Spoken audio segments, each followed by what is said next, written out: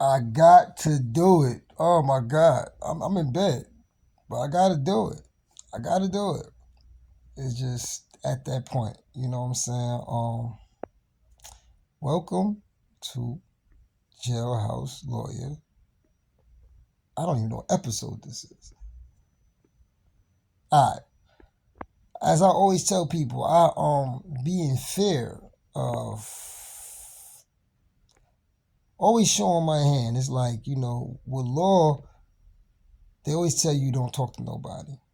I got friends who catch cases who know I'm this good with, the legal jargon and understanding the law and breaking it down. And they don't call me when they get jammed and they pay lawyers a lot of money. I mean, $20,000 to $40,000 cash out to represent them. When they got the best lawyer on deck for free, I don't understand it, but it's a fear factor. You know what I'm saying? So even me illustrating what I do, me breaking down what I do, me pointing out the weaknesses and the flaws of the system, these things I do, what I say is my fear because it's like, it was something I did in the background that nobody knew. Like I said, I'm a lawyer, but that's why I say jailhouse lawyer because I am not a litigator that's in a suit and tie inside the court, sitting around pacing in the court, waiting for you to come out and representing you. I'm the guy in the hood that's your friend. I'm like the 1% though when it comes to like I don't take zoom zooms and wham whams. You know what I'm saying to get paid. You know what I'm saying to do this law work to free the slaves. Well, anyway, um, I've been fighting cases recently, and the guy's in jail. He's older. He's probably in his 60s. He's kind of sickly. He's in and out from jail. He's actually running back and forth. Like he's definitely close to, I think he might be in dialysis or something. Not even say his personal business, but he's fucked up pretty bad. And out of actually he got arrested in Massachusetts.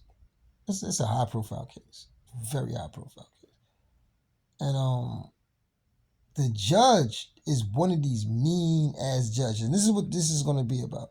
This jailhouse episode, this jailhouse lawyer episode is going to be about judges and how these idiots think that they like untouchable or something. You know what I'm saying? Like they feel like judges feel like they are untouchable because most people who go in front of them are ignorant to the law, so they don't have no understanding of how to articulate themselves, and then most of them mouths is closed because the lawyers that represent them are their mouthpieces. That's why we say they're their mouthpiece. So they do the talking for you. So that's why when I walk you through the stages here, I always say the first step is getting rid of the lawyer.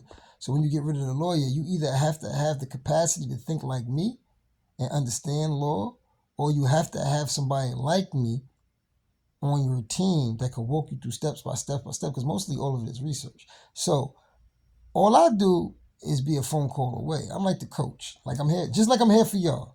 You know what I'm saying? So I challenge y'all. Y'all gotta tell me topics. If y'all even in it, like if you're just writing in the comment section, you just have like, yo man, I'm having problems with this. Just you don't even gotta say with your person. Just say the topic, and I'll give you the subject matter. You know what I'm saying? So the brother that's in jail, he has a homicide case, and the judge is like, yo, I don't care what you do, I'm not letting you out, because he had a lawyer. So when I came on the case, I'm like, yo, bro, you gotta fire the lawyer. So, we had to go through making the lawyer. I filed, the California versus Ferretta case, where I always tell y'all about, represent yourself, King's Bench. You know what I'm saying? I got him to do that, got rid of the lawyer. I filed the habeas corpus to get him out. The judge never accepted the habeas corpus. I filed it straight to the habeas corpus. I actually filed like case law that said I seen a habeas corpus being filed inside the pretrial courts inside Queens County. So I was like, all right, it could be done, right? So I filed it and they rejected it. So I had to take it to the Bronx because Rikers Island is in the Bronx. So when I took it to the Bronx, I took it to the Supreme Court in the Bronx, and I filed the habeas corpus to free him. This is what I do. This is my style. Because think about it, when you go to trial, all you have is pre-trial. That's all you have. They trying to force you in, because you gotta understand. It's like a door's open, right? And a person behind you pushing your back, and you don't want to go through that door yet. You're not ready to go through that door yet. You're not ready to leave, and they pushing you. You know what I'm saying? And that's how trial is, because you gotta remember they have 6 months. I think the law has changed too. I think it's 3 months now, but they have 6 months to get you to trial. I think it's 3 months exactly. So there's different stages to this shit. You know what I'm saying? From indictment to grand jury to trial, all that shit is all stages where each stage you can slow down the process. And this is what I'm talking about. I'm talking about judges and I'm talking about process. So the judges want you to think that you don't have no say so, because to them in society they are what we call referees. And what a referee? A referee is supposed to be somebody who's neutral. But since they're making like 300,000 a year, 200,000 a year, they have this cockiness about them. It's a cockiness it comes in the aspect of being a square. You know what I mean? But the cockiness that they have for making 300,000 a year, it puts them in a level where they feel like they are higher than the average citizen here. And plus, we're dealing with law, so these people have control over your property. They have control over your life. They have control over your well-being. You don't want to go in front of no judge. So the person that I'm representing, since I'm doing this abnormal behavior as filing habeas corpuses and doing all types of stuff like that, he's rejecting them, and he's looking at my client as my client don't know law, but he doesn't know Israel the Dawn behind him. So at the end of the day, like he calls me because I'm pretty much lazy at this point. Pretty much, you can see I'm not in prison. So for me, it's like when I'm in jail, I work adamantly every day, and this is to anybody who family members in jail. You're not going to work as hard as they're going to work. And you are enabling them if you don't educate them and get them to work. How are you fighting for them harder than they fighting for themselves? That's lopsided. That's not reciprocation.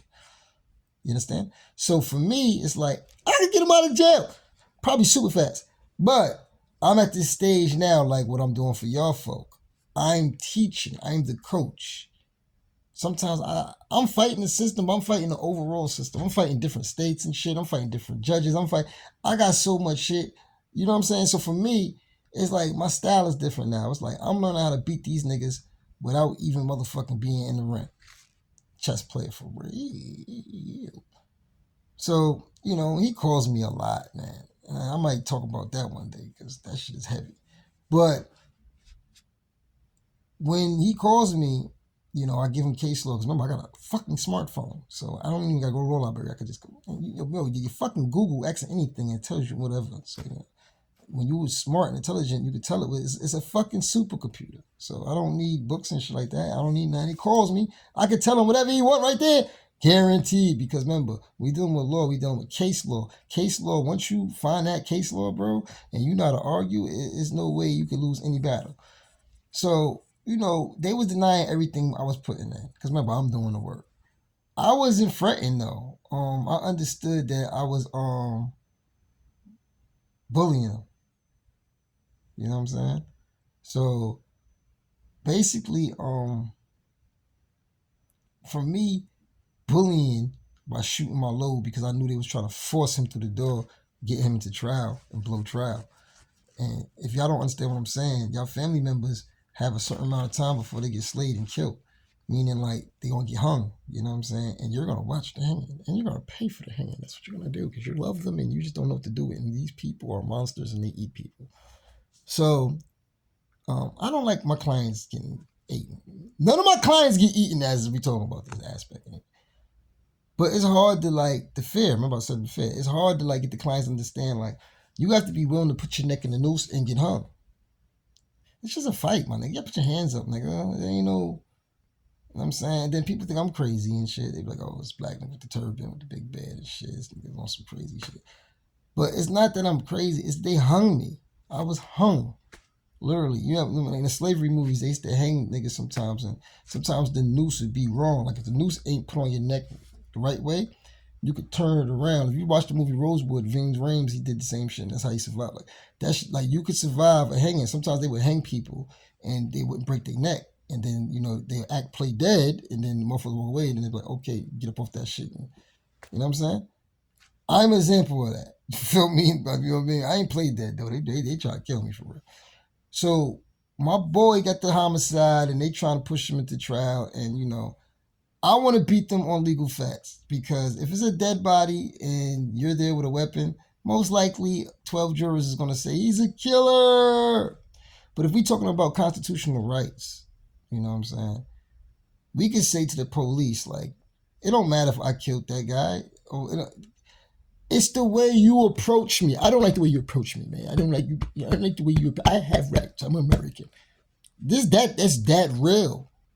Like, it's that real. Like, you know, I say this to y'all, you know what I mean? And just on the basics, you know what I'm saying? Like, I'm not citing, I'm not citing case laws and that.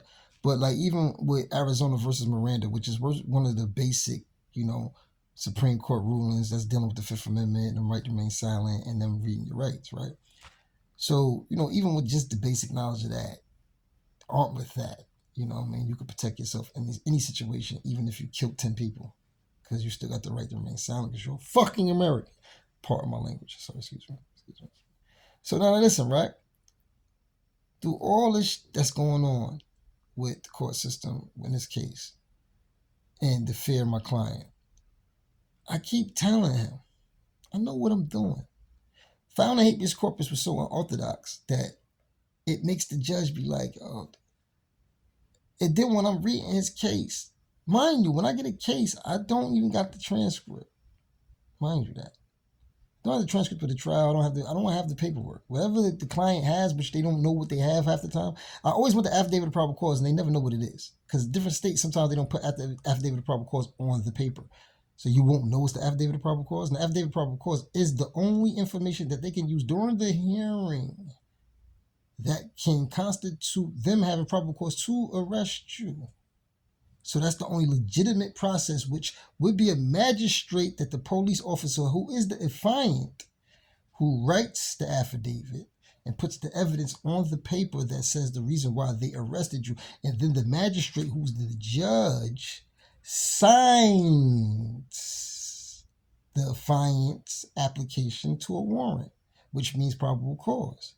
But half of the police officers that work the law in the game, half of them, they're illiterate.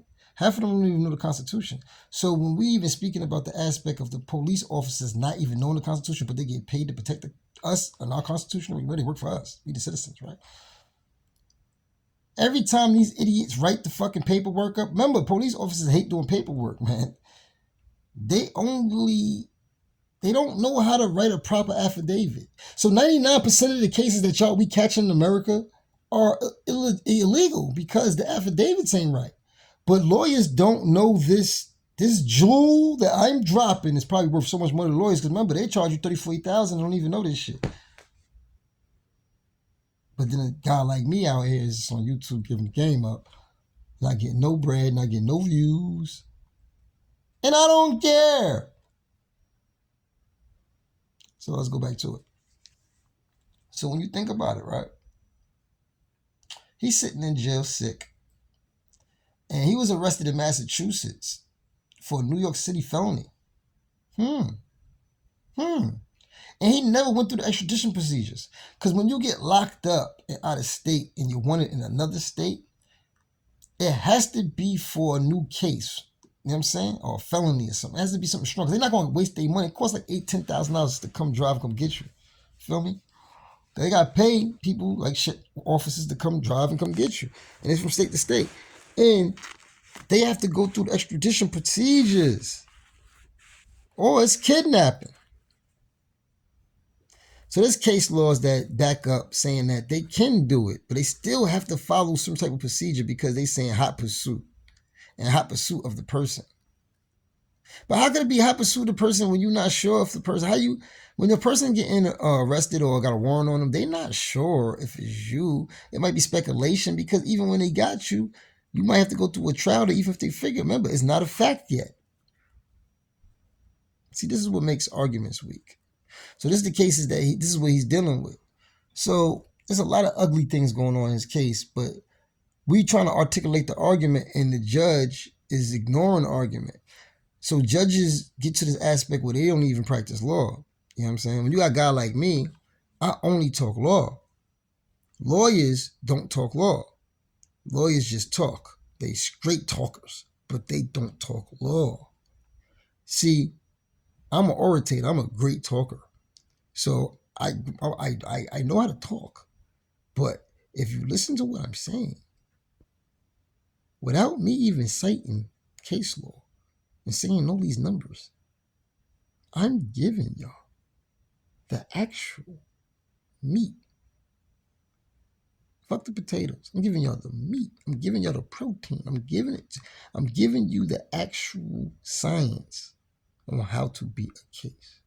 When I'm talking about the affidavit of probable cause, when I'm talking about the habeas corpus, they don't even, lawyers will look at you and be shook because you talking this aspect in the beginning stages of the pretrial. But though we know the suppression is the way to go, right? We don't want to rush into suppression.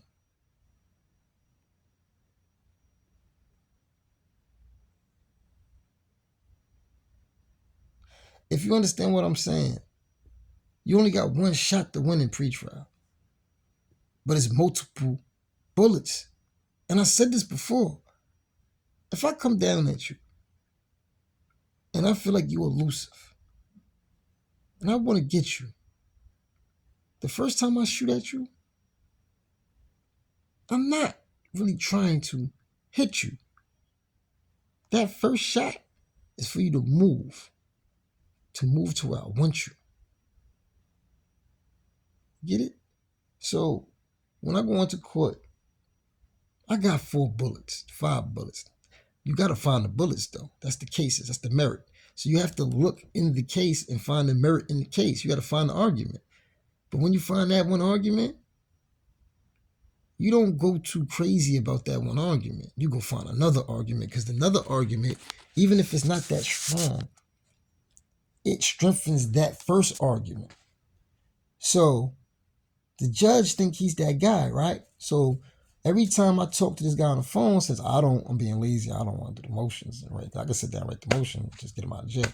But I'm being lazy. So I'm like, yo, listen, brother, you're going to court tomorrow, right? He like, yeah. I'm like, yo, bro, do an oral motion, right?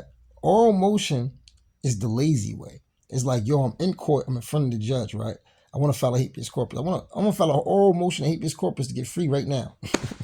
You can do that. I want to file oral motion. I want to file oral motion to subpoena the police officer's video. I'm a bad motherfucker. I've done all this shit. Let me tell you something. I've done it all, and it works. So when I tell my guy to do this, because I'm being lazy, he goes in there, and the judge get mad at him and Flip starts screaming, "Oh, I'm not! You think you could just write stuff and get out of the jail?" You know what I'm saying? Because it's a homicide, right? So the reason why I came and do this episode today, which I promise I'm supposed to be doing at these episodes, but I'll just be like running from it and shit, right? Doing a lot of other things.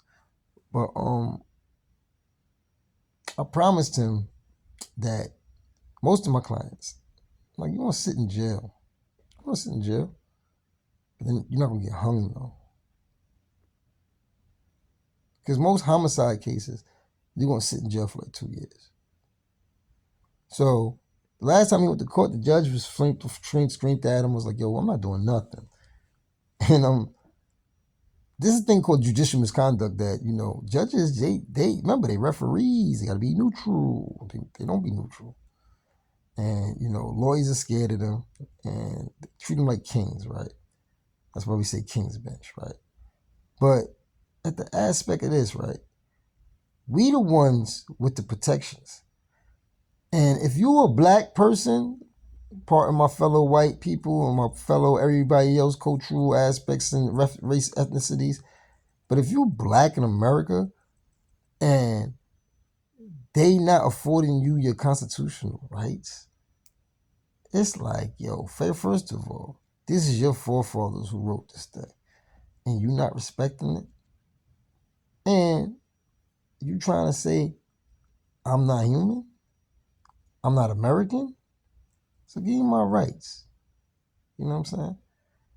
So when I tell my boys to go in the courtroom, because remember, they don't got no lawyer, they do all the talking. I'm like, yo, file oral motions and say this. I'm only doing this to slow the court down. And The judge, right? I bring up the extradition issue about him being snatched from a hospital in Massachusetts and kidnapped back to New York without the extradition procedure, which is a violation of the due process of the Fifth Amendment, 14th Amendment, right? The judge said, man, we looked into this and we gotta contact Massachusetts. Who are they contacting in Massachusetts? Y'all kidnapped him. The police kidnapped him. There's no procedure. There's no receipts of him going to no precinct. He's about to come home.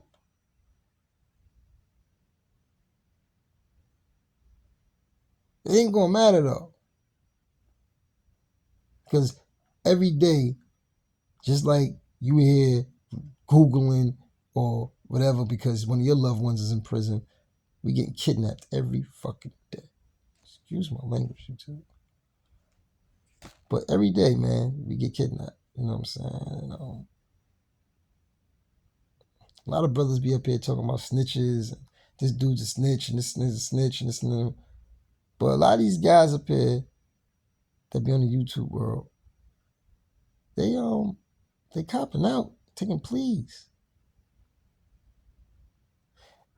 And for a guy like me, who been through it, who been through it, you cannot be tough, right? And you so tough that you get in front of a man in a robe and you tell on yourself and admit that you did something that they accusing you of doing to take a lesser deal.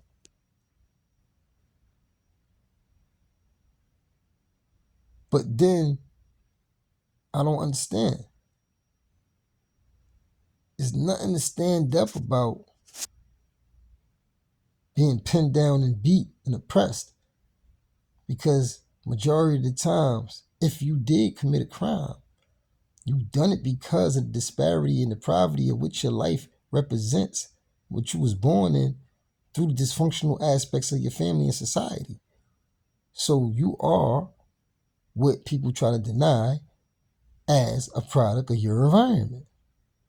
Because your environment scopes the person that you can be or will turn out to be. So when I look at what goes on, I be like, wow, man, it's entertaining, but is it helping the people? Did I really get a jewel out of this? So it's definitely ain't no combat, and it's just saying maybe we gotta change how we look at things or change how we think. You know what I'm saying? Because I got proof. I could pull facts out. You know what I'm saying? I'm not up here acting like I'm some expert on a podcast trying to Jew you, trying to get you to understand my perspective. This is not a perspective. I'm coming from Supreme Court rulings. You know what I'm saying? I'm breaking down what it actually is. You know what I mean? It's factual. The white man don't even argue with me about it. And that's the whole reason why I'm up here talking right now. Because the judge said to him, we're going to be here for a long time because you bringing up things that's just like, that's what we do. We bringing up justice, it's injustices, and we want justice. So we're going to keep bringing up all these questions like, how did you just kidnap me from another state when it's impossible? Y'all, it's the lack of jurisdiction. So for everybody here that's looking at this, that's into law, Google lack of jurisdiction and study jurisdiction. Study extradition. Understand it. I've been through it. I got extradited more than 4 times. I love it. I always deny extradition and fight it every time. And I dig it and I fight hard. You know what I'm saying? But yeah, man, this is definitely, man, your jailhouse lawyer tapping in, Reladon, man. Yeah, man, it's a beautiful thing, man, when you can give back. You know what I'm saying? And you see what you're doing, upsetting the system. It's working. It's helping the brothers. You know what I'm saying? Like, it's a great thing. It made me get up here and want to talk my shit. You know what I'm saying? Because I feel like, when you fighting, you gotta have a purpose to fight, right? So of course you want to win, but even if you lose, right? even though I'm not used to that. But even if you lose, right, you want to lose knowing that you gave them hell. And I'm going to end with that note. Peace.